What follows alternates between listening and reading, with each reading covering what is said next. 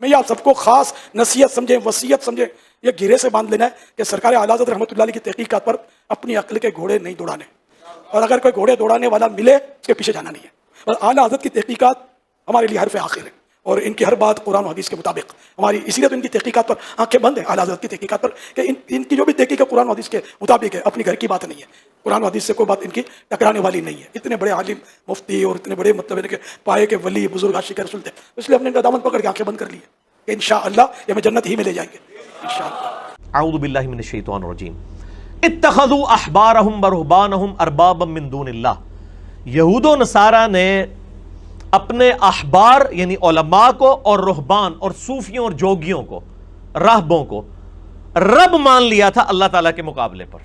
تو یہ بابوں کو ماننے والے کون ہوتے ہیں؟ یہود و نصارہ کا یہ ٹریک ہے، اور بخاری اور مسلم کی متفق علیہ حدیث ہے، میری امت میں وہی خرابیاں پیدا ہوں گی جو اگلوں میں پیدا ہوئی۔ صحابہ نے پوچھا کیا یہ اگلوں سے مراد یہود و نصارہ؟ آپ نے فرمایا اگر وہ نہیں تو اور کون لوگ مراد ہیں؟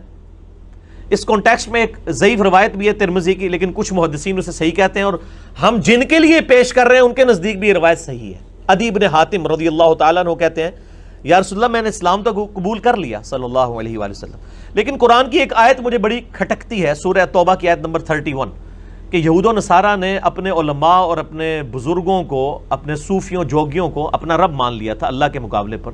تو یا رسول اللہ ہم اپنے علماء کی پوجا تو نہیں کرتے تھے۔ تو آپ نے فرمایا یہ بتاؤ کہ کیا تم اپنے علماء اور اپنے ان جوگیوں کی باتوں کو بغیر دلیل کے، کہ کتاب و سنت میں کیا لکھا ہے تمہارے انبیاء کی تعلیمات میں، مان لیا کرتے تھے؟ ان کی شریعت کی حلال کی بھی چیزوں کو حلال اور حرام کی بھی چیزوں کو حرام نہیں مان لیا کرتے تھے؟ ان کا یا رسول اللہ ایسا ہی تھا۔ تو فرمایا یہی تو ان کو رب بنانا ہے۔ شریعت کا مالک اور اختیار والا کون ہے؟ اللہ۔ جب آپ یہ اختیار مولویوں کو، صوفیوں کو، جوگیوں کو دیں گے تو گویا کہ آپ ان کو رب کے مد مقابل لے کر ہیں، اور اس کی سپورٹ میں درجنوں آیات قرآن حکیم میں موجود ہیں۔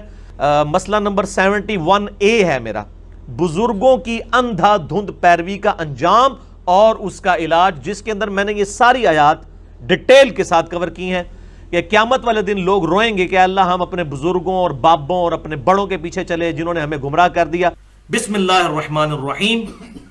وَيَوْمَ يَعُضُّ الظَّالِمُ عَلَى يَدَيْهِ، اس دن ظالم شخص اپنا ہاتھ چبا کے منہ میں ڈالے گا، ایسا حیران ہوگا یہ کیا ہے، بزرگوں کے پیچھے میں رگڑا گیا، میں نے تو یہ سمجھا تھا انہوں نے مجھے چھڑانا ہے، یہ تو خود ہی ادھر جا رہے ہیں۔ کہے گا یقول یا لیتنی اتخذت مع الرسول سبیلا، کہے گا ہائے افسوس کاش میں نے رسول اللہ کا راستہ اختیار کیا ہوتا۔ دیکھ لیں وہی بیماری، رسول کا راستہ اختیار کیا ہوتا۔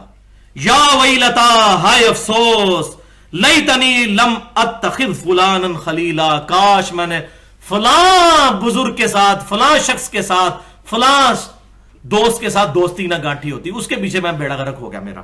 اور وہ کیا؟ لقد اضلنی عن الذکر، بے شک اس نے، میرے دوست نے تو مجھے گمراہ کر دیا اس الذکر قرآن سے، انا نحن نزلنا الذکر وانا له لحافظون، بعد اذ جاءنی، بعد اس کے کہ وہ حق میرے پاس آ چکا تھا، وکان الشیطان للانسان خذولا، اب اللہ نے شیطان کہہ دیا کہ بے شک شیطان جو ہے وہ انسان کو بے یار و مددگار چھوڑنے والا ہے۔ وقال الرسول یا ربی ان قوم اتخذوا هذا القرآن مہجورا، اور رسول اللہ صلی اللہ علیہ وسلم کہیں گے اے اللہ میری قوم نے قرآن کو پیٹھ کے پیچھے ڈال دیا تھا، میری امت نے قرآن کو پیٹھ کے پیچھے ڈال دیا تھا۔ نبی صلی اللہ علیہ وسلم شکایت کریں گے، جس کی شکایت امام کائنات سید الاولین والآخرین شفیع المذنبین رحمت للعالمین سیدنا و مولانا امام اعظم محمد رسول اللہ صلی اللہ علیہ وسلم کر دیں، اس کی شفاعت کون کرے گا؟ وَلِعَوْذُ بِاللَّهِ تعالی، اللہ کی پناہ میں آتے ہیں ہم۔ دوسرا موقع سورۃ الاحزاب کی آیت نمبر 66 اور 68، یوم تقلب وجوہہم فی النار، جب قیامت والے دن ان کے چہرے آگ پر تلے جا رہے ہوں گے، یقولون یا لیتنا اطعنا اللہ و اطعنا الرسول، یہ کہیں گے ہائے افسوس کاش ہم نے اللہ کی اطاعت کی ہوتی، اس کے رسول کی ہوتی صلی اللہ علیہ وسلم۔ وقالوا ربنا انا اطعنا سادتنا وکبرانا، اے رب ہمارے، ہم نے تو دنیا میں اطاعت کی تھی اپنے سعادت مند لوگوں کی، بڑے بڑے نورانی چہرے والوں کی، وکبرانا، اور بڑا بڑوں کی، فَأَضَلُّونَ السَّبِيلَ، تو انہوں نے تو یا اللہ ہمیں گمراہ کر دیا تھا دنیا میں. تو کہیں گے یا اللہ اب کچھ نہیں ہو سکتا، تو ایک ہماری ریکویسٹ ذرا سن لے. ربنا آتہم ضعفین من العذاب وَلْعَنْهُمْ لَعْنًا كَبِيرًا، اے اللہ ہمارے بزرگوں کو دگنا عذاب دے جن کی وجہ سے ہم گمراہ ہوئے، اور ان پر بڑی لعنت کر. چلو اب دنیا میں ہم تو نہیں جا کے بچ سکتے، لیکن انہوں نے جو ہمارا بیڑا غرق کیا ان کو دگنا عذاب دے.